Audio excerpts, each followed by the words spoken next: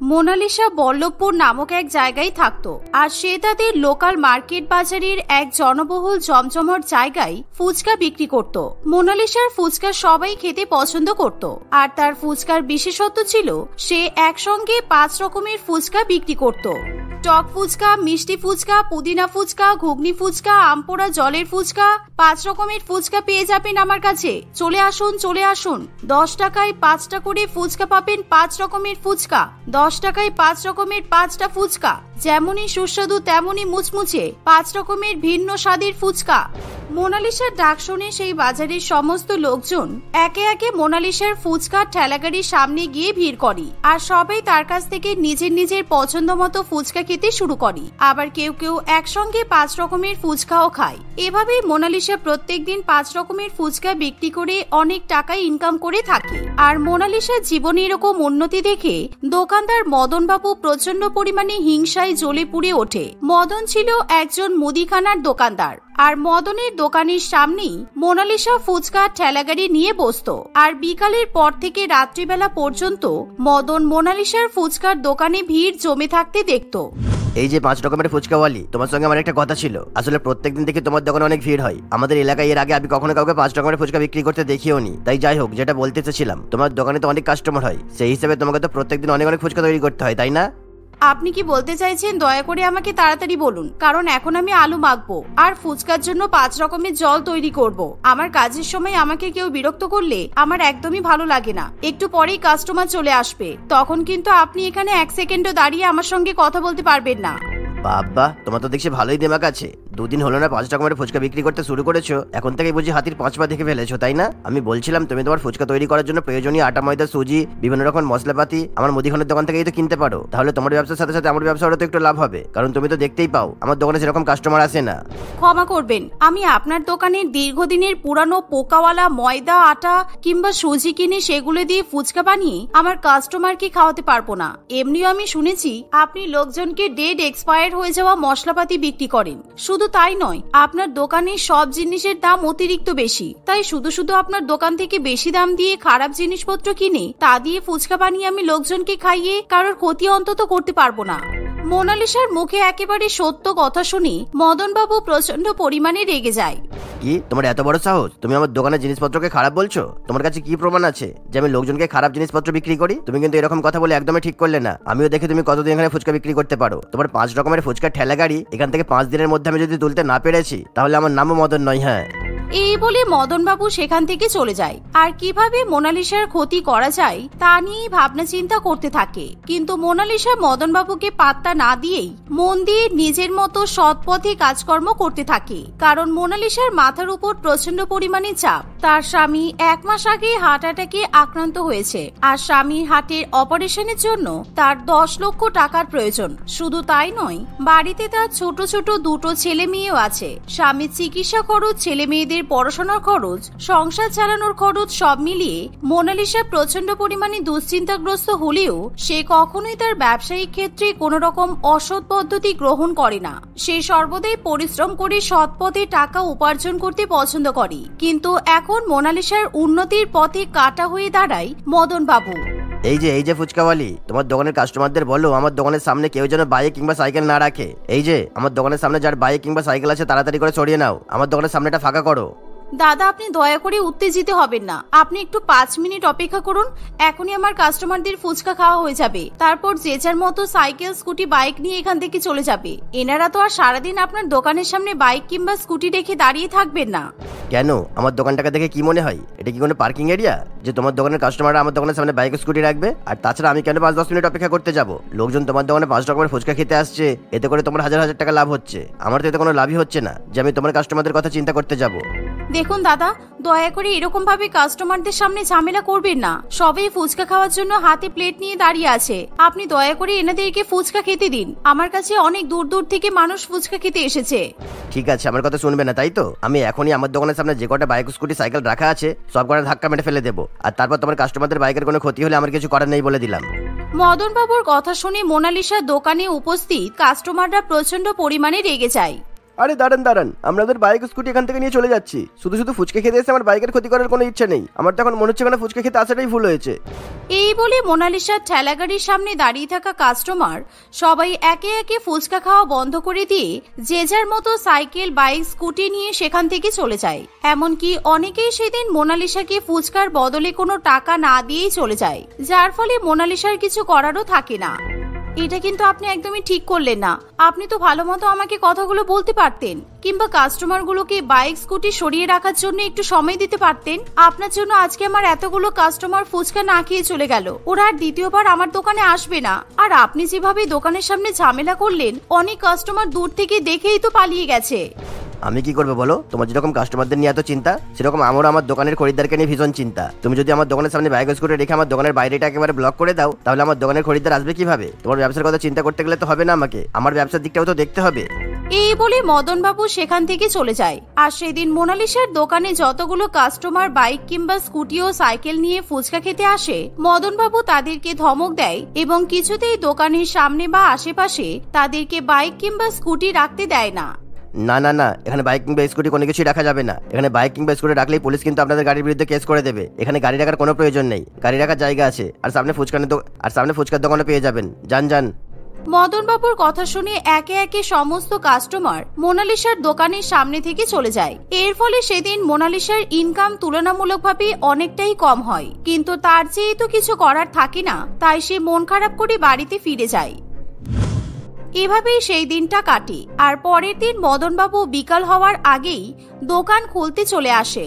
যাক, আমি একদম সঠিক সময় এখানে এসেছি। এখনো পর্যন্ত ওই 5 রকমের ফুচকাওয়ালি এখানে এসে পৌঁছায়নি। আমাকে এরই মধ্যে নিজের কাজটা সেরে ফেলতে হবে। একদিন তো হয়েই গেল, আমার হাতে এখনো 4 দিন সময় আছে। এই 4 দিনের মধ্যে আমি 5 রকমের ফুচকাওয়ালির ব্যবসা বন্ধ করেই ছাড়বো। এই বলে মদন বাবু পাশের একটি পুকুর থেকে বড় এক জলের পাইপের মাধ্যমে অনেক অনেক জল তুলে নিয়ে এসে মোনালিসা যে জায়গাতে ফুচকার ঠেলাগাড়ি নিয়ে বসে, সেই জায়গাতে অনেক পরিমাণে জল ঢালতে শুরু করে। আর একসাথে প্রচন্ড পরিমাণে জল সেখানে ফেলে দেওয়ায় জায়গাটাতে পুরোপুরিভাবে জল কাদার সৃষ্টি হয়।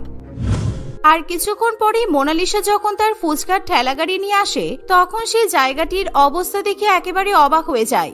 এ বাবা, এই জায়গাটাতে এত জল এলো কোথা থেকে? এমনিতে এই জায়গাটাতে জল জমলে সহজে জল পাস হতে চায় না। এখন আমি এখানে ফুচকা বিক্রি করব কিভাবে? কিন্তু এতটা জল এলো কিভাবে? আমি তো সেটাই বুঝতে পারছি না। আমার মনে হচ্ছে ওই মদনদা নিশ্চয়ই আজকেও আমার কাস্টমারকে তাড়ানোর জন্য কিছু একটা ব্যবস্থা করেছে। এই যে মদনদা, বলছি এখানে জল এলো কিভাবে বলুন তো? জল কি করে এসেছে উপরবেলা কি জিজ্ঞাসা করো? তুমি কি জানো না কালকে সারা রাত ধরে প্রচন্ড পরিমাণে বৃষ্টিপাত হয়েছে? সেই জন্যই তো আমার দোকানের সামনেটাতে একেবারে কাদা কাদা হয়ে গেছে। মোনালিসা খুব ভালো মতোই বুঝতে পারি যে মদন বাবু তাকে পুরোপুরিভাবে মিথ্যা কথা বলছে। আচ্ছা তাই নাকি? উপরবেলা বুঝি শুধু আমি যে জায়গাটাতে ঠেলাগাড়ি রাখি শুধু সেই জায়গাটাতেই বৃষ্টির জল ফেলেছে, আর বাদবাকি বাজারে আরো অনেক দোকান আছে, রাস্তাঘাট আছে, সেখানে তো কোথাও আমি জল দেখতে পাচ্ছি না। এই যে যাও তো এখান থেকে, আমার সময় একদম নষ্ট করবে না, ফালতু মহিলা একেবারে। এই শুনে মোনালিসার আর কিছু করার থাকে না। সে ওই জলকাদার উপরেই ঠেলাগাড়ি নিয়ে দাঁড়িয়ে পড়ে আর তাড়াতাড়ি করে আলু মাখা এবং 5 রকমের ফুচকার জল তৈরি করতে শুরু করে। আর এমন সময় কয়েকজন মেয়েরা মোনালিসার কাছে ফুচকা খেতে আসে। এই যে এই দিদিটার কাছে 5 রকমের ফুচকা পাওয়া যায়, টক ফুচকা, মিষ্টি ফুচকা, ঘুগনি ফুচকা, আমপোড়া জলের ফুচকা, পুদিনা ফুচকা। তোরা সবাই আজকে আমাদের বাড়িতে ঘুরতে এসেছিস আর আমাদের এখানকার ফেমাস ফুচকা খাওয়াবো না তা হতে পারে? এই দিদির হাতের 5 রকমের ফুচকা খেয়ে একবার দেখ, তোরা পাগল হয়ে যাবি। তারপর দেখবি নিজেরাই আবার শহর থেকে ফুচকা খাওয়ার জন্য এখানে ছুটে আসছিস। এ বাবা, এখানে দাঁড়িয়ে ফুচকা খাওয়ার মতো তো পরিস্থিতি নেই। দেখ, ফুচকার ঠেলাগাড়ির সামনে তো পুরো জল কাদা হয়ে আছে। নতুন নতুন জামা কাপড় পরে, নতুন জুতা পরে এই কাদার মধ্যে দাঁড়িয়ে ফুচকা খাওয়া সম্ভব নয়। এমন একটা ফুচকার দোকানে নিয়ে এলি, কি আর বলবো, পুরো মুডটাই নষ্ট। না না, এখানে দাঁড়িয়ে কিছুতেই ফুচকা খাওয়া সম্ভব নয়। ফুচকার দোকানের সামনে এরকম জল কাদা দেখেই আমার প্রচন্ড ঘৃণা পাচ্ছে। আমাদের 5 রকমের ফুচকা খাওয়ার কোনো দরকার নেই বাবা। তুই আমাদেরকে শুধু টক জলওয়ালা 1 রকমের ফুচকা খাওয়ালেই চলবে। অন্য কোথাও ফুচকার দোকান থাকলে নিয়ে চল। এভাবে মোনালিসার কাছ থেকে ফুচকা না খেয়ে তারা অন্য কোথাও চলে যায়, যার ফলে মোনালিসার মন প্রচন্ড পরিমাণে খারাপ করে। কিন্তু মদন বাবু তার দোকানে বসে বসে প্রচন্ড পরিমাণে হাসতে থাকে। কালকে আমাকে বড় সড়ো কোনো প্ল্যান করতে হবে, তা না হলে আমি আমার চ্যালেঞ্জে জিততে পারবো না। 3 দিন তো হয়ে গেল প্রায়। 5 দিনের মধ্যে এই 5 রকমের ফুচকাওয়ালের খেল খতম করতেই হবে। কালকে এই সোনামণির এমন অবস্থা করবো যে কখনো ফুচকা বিক্রি করার মতো সাহসই পাবে না। কালকে আমি পাবলিকের হাতে এই সুন্দরী ফুলটুসিকে মার খাওয়াবো। পরের দিন সকালবেলা মদনবাবু নিজের কাজে লেগে পড়ে। সে একটা দোকান থেকে খুবই বড় বড় ধারালো লোহার পেরেক কিনে নিয়ে আসে। আর মোনালিসা যেখানে ঠেলাগাড়ি রাখে সেই জায়গাতে কিছুটা দূরে দূরে মাটির ভেতরে অনেকগুলো করে পেরেক পুঁতে রাখে। আর পেরেকগুলো সুচালো ধারালো অংশ সে উপরের দিকে রেখে দেয়। আর সে এমন ভাবে পেরেকগুলো পুঁতে রাখে যাতে সহজে কোনো ব্যক্তির চোখে না পড়ে। ব্যাস, বিকালে যখন ওই মোনালিসা ফুচকা বিক্রি করতে আসবে তখন সবার আগে ওর পায়ে পেরেক ফুটবে। আর আমি যা বড় বড় পেরেক পুঁতে রেখেছি ওর পায়ের নিচে ঢুকে একেবারে এফোড় ওফোড় হয়ে যাবে। আর সৌভাগ্যবশত যদি মোনালিসার কিছু না হয় ওর কাস্টমারদের তো ক্ষতি হবেই। বিকাল থেকেই ওর দোকানে অনেক ভিড় জমে। একসঙ্গে যদি 3-4 জনের পায়ে পেরেক ফোটে তাহলে সবাই মোনালিসার উপর রেগে গিয়ে ওকে মারধর শুরু করবে। এভাবেই মদনবাবু নিজের কাজ সেরে বাড়িতে ফিরে যায় আর দুপুরবেলা খাওয়া দাওয়া করে ঘুমিয়ে পড়ে। কিন্তু বিকেলবেলা মোনালিসা যখন তার ফুচকার ঠেলাগাড়ি নিয়ে ফুচকা বিক্রি করতে আসে তখন মোনালিসার কোনো ক্ষতি না হলেও তার ঠেলাগাড়ির চাকার মধ্যে পেরেক ঢুকে যায়। শুধু তাই নয়, কিছুক্ষণ পরেই মদনবাবুর 2 ছেলে মেয়ে বান্টি এবং বাবলু মোনালিসার কাছে ফুচকা খেতে আসে। আর তারা যেই মোনালিসার ঠেলাগাড়ির সামনে এগিয়ে যেতে চায় তখনই হঠাৎ করে দুজনের পায়ের মধ্যে পেরেক ফুটে যায় আর তারা ব্যথা যন্ত্রণায় চিৎকার করতে শুরু করে, যা দেখে মোনালিসা প্রচন্ড পরিমাণে ভয় পেয়ে যায়। আর সে তাড়াতাড়ি করে বান্টি এবং বাবলুকে নিজের ঠেলাগাড়িতে বসিয়ে হসপিটালে নিয়ে যায়। ডাক্তারবাবু বান্টি এবং বাবলুর পায়ে ওষুধ লাগিয়ে দিয়ে ব্যান্ডেজ করে দেয়। আর ইতিমধ্যে খবর পেয়ে মদনবাবু তার স্ত্রীকে নিয়ে হসপিটালে এসে পৌঁছায়। আমাকে ক্ষমা করে দাও বোন, আজকে উপরবেলা আমাকে আমার বাপের শাস্তি দিয়েছে। আসলে কুকর্ম আমি নিজের হাতেই করেছি। তোমার ব্যবসা বন্ধ করার জন্য আমি মাটির নিচে অনেকগুলো পেরেক পুঁতে দিয়েছিলাম। আজকে দেখো তোমার ক্ষতি করতে গিয়ে আমার 2 ছেলে মেয়ের কত বড় ক্ষতি হয়ে গেল। আজকে আমি বুঝতে পেরেছি কেউ যদি সৎ পথে কঠোর পরিশ্রম করে টাকা উপার্জন করে তাহলে কেউ চাইলেও তার ক্ষতি করতে পারে না। উপরবেলা সবসময় তার সাথে থাকে। মদনবাবুর মুখে এমন কথা শুনে মোনালিসা তাকে ক্ষমা করে দেয়। সেই দিনের পর থেকে মোনালিসার 5 রকমের ফুচকা বিক্রির পথে মদনবাবু কখনোই কোনো বাধা দেয় না। এমনকি মদনবাবু এখন সৎ পথে ব্যবসা করতে শুরু করে। এই যে নতুন বউ, আমার ছোট যা, এদিকে এসো।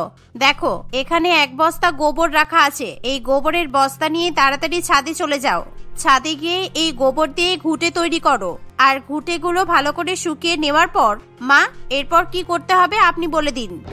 ঘুঁটে তৈরি করা হয়ে গেলে তুমি আমাদের বাড়ির উঠানে মাটির উনুন বানাবে। আর সেই উনুনে তুমি 100 জনের খাবার রান্না করবে।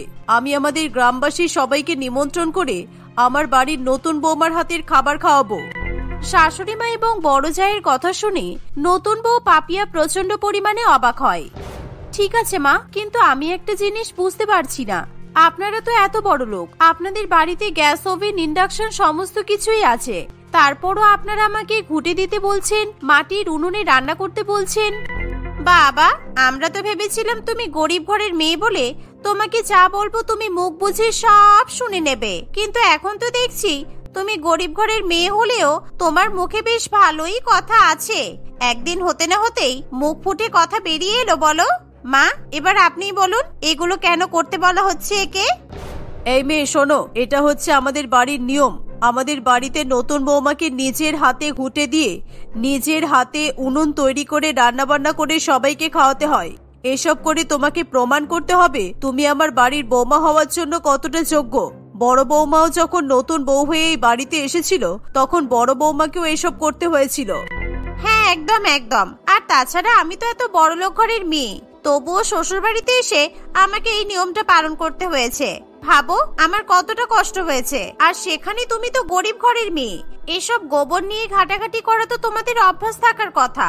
তাই আশা করছি তোমার সেরকম কোনো সমস্যা হবে না। না না, আমার কোনো সমস্যা নেই। তবে দিদি, আমরা গরিব হতে পারি, তাই বলে বাড়িতে আমাদের ঘুঁটে দিয়ে উনুনে রান্না করা হতো না। আমাদের বাড়িতে গ্যাস ওভেন ছিল। আচ্ছা আমি যাই, কাজগুলো করে নিই এবার। এই বলে পাপিয়া গোবরের বস্তা নিয়ে ছাদে চলে যায়। পাপিয়াকে এভাবে গোবরের ঘুঁটে দিতে দেখে এবং কষ্ট করে উনুন তৈরি করে রান্না করতে দেখে তার শাশুড়ি মা এবং বড় যা মনে মনে প্রচন্ড পরিমাণে খুশি হয়। আপনার নতুন বৌমাকে কষ্ট করতে দেখে আমার খুবই আনন্দ হচ্ছে মা। আপনি শুধু দেখুন, আপনার নতুন বৌমার উপর এমন র্যাগিং করব, বাড়ি ছেড়ে বাপ বাপ বলে পালাবে। আর তারপর আমার মাসির মেয়ে শম্পার সঙ্গে রাহুলের বিয়ে দেব। আপনি জানেন না, শম্পার বাবা কোটি টাকা পর্যন্ত যৌতুক দিতে রাজি আছে। আর আপনার ছেলে সেই জায়গায় এরকম ভিখিরি একটা মেয়েকে বউ করে নিয়ে এসেছে। বউ করে নিয়ে এসেছে? এবার এই বউকে বাড়ি থেকে তাড়ানোর দায়িত্ব কিন্তু তোমার। তবে আমি শম্পার সঙ্গে আমার ছেলের বিয়ে দিতে পারবো। এবার বলো আমাদের নেক্সট প্ল্যান কি? কারণ এই মেয়েটাকে দেখে মনে হচ্ছে মেয়েটা খুবই চালাক, এ তো যে কোনো কাজই সহজে করে নিতে পারবে, তাই আমাদেরকে কঠিন কিছু করতে হবে। ঠিক আছে, আপনি দাঁড়ান, আমি এক্ষুনি বাজার থেকে আসছি। এরপর কিভাবে নতুন বৌমার উপর র্যাগিং করা হবে আমি ভেবে নিয়েছি। এই বলে মামনি 2-4টে ব্যাগ নিয়ে বাজারের দিকে চলে যায়। আসলে মামনি খুবই বড়লোক ঘরের মেয়ে ছিল, সেই কারণে সে তার গরিব ছোট যাকে কিছুতেই মেনে নিতে পারে না। এমনকি সাগরিকা দেবীকেও সে নিজের দলে নিয়ে আসে। সাগরিকা দেবীর ছোট ছেলে রাহুল নিজের পছন্দের এক গরিব মেয়েকে বিয়ে করায় মামনি তার শাশুড়ি মায়ের সঙ্গে প্ল্যানিং করে যে তারা নতুন বৌমার উপর এমন অত্যাচার করবে যাতে অতিষ্ঠ হয়ে নতুন বউ নিজেই বাড়ি ছেড়ে পালিয়ে যায়। আর সেই জন্যই তারা দুজনে নানান রকম প্ল্যানিং করতে ব্যস্ত হয়ে পড়ে। কিছুক্ষণ পর মামনি বাজার থেকে ফিরে আসে। বৌমা, তুমি এসে গেছো, কিন্তু তুমি বাজারে কি কিনতে গেলে সেটা তো বলেই গেলে না। এতগুলো ব্যাগে করে কি এনেছো তুমি? এই ব্যাগগুলোর মধ্যে শুকনো লঙ্কা আছে। আপনি আপনার নতুন বৌমাকে ডাকুন, আমি আমার খেলটা দেখিয়ে দিই এবার। ছোট বৌমা, তাড়াতাড়ি এদিকে এসো, 1 মিনিটের মধ্যে। শাশুড়ি মায়ের গলার আওয়াজ পেয়ে পাপিয়া তার কাজ ফেলে রেখে শাশুড়ি মায়ের কাছে ছুটে আসে। হ্যাঁ মা, বলুন, আপনি আমাকে ডাকছিলেন? আসলে আমি কাজ করছিলাম বলে। হ্যাঁ হ্যাঁ, ঠিক আছে, তোমার ফালতু কথা শোনার মতো সময় নেই আমাদের, কারণ এখনো আমাদের অনেক নিয়ম পালন করা বাকি আছে। এই দেখো, এই ব্যাগগুলোর মধ্যে শুকনো লঙ্কা আছে। এই শুকনো লঙ্কা ছাদে নিয়ে যাও, আর এই শুকনো লঙ্কাগুলো ভালো করে কুটে লঙ্কা গুঁড়ো তৈরি করো। এই লঙ্কা গুঁড়ো দিয়েই তোমাকে এবার প্রত্যেকদিন রান্না করতে হবে। ঠিক আছে দিদি, আমি করে দিচ্ছি, কিন্তু মিক্সার গ্রাইন্ডারটা কোথায় আছে একবার বলে দিলে ভালো হতো। ওরে বাবা, এই মেয়ে কি বলে? মা, আপনার গরিব বৌমার আবার মিক্সার গ্রাইন্ডার লাগবে? আচ্ছা, তুমি কখনো মিক্সার গ্রাইন্ডার চোখে দেখেছো? আমার তো মনে হয় না। শোনো নতুন বৌমা, এটা আমাদের বাড়ির নিয়ম। মিক্সার গ্রাইন্ডার ছাড়াই তোমাকে শুকনো লঙ্কাগুলো গুঁড়ো করতে হবে। দাঁড়াও, আমি তোমাকে এখনই হামাল দিস্তা এনে দিচ্ছি। এই নাও হামাল দিস্তা, এটার সাহায্যে লঙ্কাগুলো কুটে নাও। আর হ্যাঁ, তাড়াতাড়ি করবে কিন্তু। এটা করতে গিয়ে সারাদিন লাগিয়ে দিও না, কারণ এখনো অনেক নিয়ম পালন করা বাকি আছে। শাশুড়ি মা এবং বড় জায়ের কথা শুনে পাপিয়া খুব ভালো মতোই বুঝতে পারে যে তার উপর ইচ্ছা করে অত্যাচার করা হচ্ছে, কিন্তু তবুও সে কোনো কথা না বলে শুকনো লঙ্কা এবং হামাল দিস্তা নিয়ে ছাদে চলে যায়। ছাদে গিয়ে সে লঙ্কা কুটতে শুরু করে দেয়, কিন্তু লঙ্কাগুলো ঝাঁঝালো গন্ধ তার নাকে যাওয়ায় তার নাক জ্বলতে শুরু করে। ওরে বাবা, নাকটা জ্বলে গেল একেবারে। কি করি এবার? এক কাজ করি, আমি মুখে মাস্ক পরে নিই, তাহলে আর নাকে মুখে লঙ্কার ঝাঁঝালো গন্ধটা যাবে না। এই বলে পাপিয়া মুখে মাস্ক পরে আবার শুকনো লঙ্কা কুটতে শুরু করে। তবে এটা দেখে মামনি এবং তার শাশুড়ি মায়ের খুবই রাগ হয়, তাই তারা পাপিয়ার উপর অত্যাচার করার জন্য তৎক্ষণাৎ আবার একটি প্ল্যান তৈরি করে ফেলে। সঙ্গে সঙ্গে তারা দুজনে পাপিয়ার কাছে আসে, আর পাপিয়ার সামনে এসেই তারা দুজনে চেয়ারে বসে পড়ে। বৌমা দেখো না, স্নান করার পর চুলটা এখনো পর্যন্ত শুকালো না। আসলে এত বড় বড় চুল নিয়ে আমি প্রত্যেক দিনই বিপদে পড়ি। তুমি একটু আমার চুলে হাওয়া করে আমার চুলটা শুকিয়ে দাও তো। নাও, জোরে জোরে হাওয়া করো, কেমন? হ্যাঁ মা, এই তো, সেই জন্যই তো আমি হাত পাখাটা নিয়ে এলাম। দেখুন না, এখনই কি লোডশেডিং হওয়ার ছিল বলুন তো? ঠিক আছে, আপনি ঘুরে বসুন, আমি হাওয়া করে আপনার চুলটা শুকিয়ে দিচ্ছি। আর এই যে নতুন বউ, তুমি হা করে আমাদের কথা কি শুনছো? তুমি তোমার কাজ করতে থাকো। এই বলে মামনি ইচ্ছাকৃতভাবে খুব জোরে জোরে তার শাশুড়ি মায়ের চুলের দিকে হাওয়া দিতে থাকে, আর সে মাঝে মাঝে চালাকি করে পাপিয়ার লঙ্কা গুঁড়োর দিকেও হাওয়া দেয়। এর ফলে লঙ্কা গুঁড়ো উড়ে গিয়ে পাপিয়ার চোখের মধ্যে ঢুকে পড়ে, ফলে পাপিয়ার চোখ প্রচন্ড পরিমাণে জ্বলতে থাকে। পাপিয়াকে এরকম ভাবে অত্যাচারিত হতে দেখে রাহুল প্রচন্ড পরিমাণে রেগে যায়। মা, বৌদি, তোমরা পাপিয়ার সঙ্গে কি করতে চাইছো? আমি খুব ভালো করেই বুঝতে পারছি। যেদিন থেকে পাপি এই বাড়িতে এসেছে সেদিন থেকেই তোমরা নিয়মকানুন পালনের নাম করে আমার বউয়ের উপর অত্যাচার করছো। কই, বৌদি যখন নতুন বউ হয়ে এই বাড়িতে এসেছিল তখন তো বৌদিকে এত কিছু করতে হয়নি। আমাকে এগুলো করতে হয়নি? কে বললো তোমাকে? তুমি কি আগে বাড়িতে থাকতে? তুমি তো 24 ঘন্টার মধ্যে 20 ঘন্টা বাইরেই কাটাতে। এখন তোমার বাড়িতে বউ আছে বলে তুমি তো সবসময় বউয়ের পিছু পিছু ঘুরে বেড়াচ্ছ, তাই জন্যই তুমি এসব দেখতে পাচ্ছ। দেখ খোকা, তুই কিন্তু নিজের পছন্দের মেয়ের সঙ্গে বিয়ে করেছিস, আমি তোকে কিছুই বলিনি, কিন্তু এই নিয়ম কানুন করা থেকে তুই আমাকে আটকাতে পারবি না। আমরা যেটা করছি ঠিকই করছি, তাই তুই বাড়ির মহিলাদের মাঝে না এসে নিজের কাজ কর। আর এই মেয়ে, কি হলো তোমার? তাড়াতাড়ি হাত চালাও। এই শুনে পাপিয়া আবার তার কাজ করতে শুরু করে। লঙ্কা গুঁড়োর কারণে পাপিয়ার চোখ প্রচন্ড পরিমাণে জ্বলতে থাকে আর তার চোখ দুটো পুরো লাল হয়ে যায়। তার চোখ থেকে অনবরত জলও পড়তে থাকে। পাপিয়ার এরকম কষ্ট রাহুল কিছুতেই মেনে নিতে পারে না। না, আমি আমার বউকে এইভাবে কষ্ট পেতে কিছুতেই দেখতে পারবো না। মা আর বৌদি যেভাবে আমার বউয়ের উপর র্যাগিং করে চলেছে, এবার যা করার আমাকেই করতে হবে। এই বলে রাহুল তার বড় পিসি অম্বিকাকে ফোন করে আর সে তার পিসিকে সবকিছু খুলে বলে। অম্বিকা দেবী পরের দিনই রাহুলদের বাড়িতে যাওয়ার সিদ্ধান্ত নেয়। এর ফলে রাহুল খুবই খুশি হয়। মা, বৌদি, কালকে বড় পিসি আমাদের বাড়িতে কিছুদিনের জন্য থাকতে আসবে। আসলে আমার বিয়ের সময় তো বড় পিসি অসুস্থ ছিল, সেই জন্য আমার বিয়ের দিনগুলোতে বড় পিসি সেই রকম ভাবে তো মজা করতে পারেনি। তাই বড় পিসি বলেছে এখন আমাদের বাড়িতে এসে কিছুদিন থাকবে। অম্বিকা দেবীর বাড়িতে আসার কথা শুনে সাগরিকা দেবী এবং তার বড় বৌমা দুজনেই প্রচন্ড পরিমাণে ভয় পেয়ে যায়। ওরে বাবা, বড় পিসিমা আসবে। মা, এবার কি হবে? আমার না বড় পিসিকে একদম ভালো লাগে না। বড় পিসি তো আমাকে সহ্যই করতে পারে না। সবসময় আমার কাছে কোনো না কোনো ভুলভ্রান্তি বের করে আর আমাকে অপমান করে। আমার একদম ভালো লাগে না। তার উপর আবার বড় পিসি কিছুদিন থাকবে বলে আসে, কিন্তু 2 মাস না কাটলে এই বাড়ি থেকে যেতেই চায় না। রান্না বান্না করতে করতে আমি তো পাগল হয়ে যাই। আরে বৌমা, তুমি চিন্তা করছো কেন? এবার তোমাকে কোনো রান্না বান্নাই করতে হবে না, কিংবা বাড়ির কোনো কাজও করতে হবে না, কারণ এবার তো তোমার ছোট যা চলে এসেছে। তোমার ছোট যাকে দিয়েই আমরা সব কাজ করিয়ে নেব।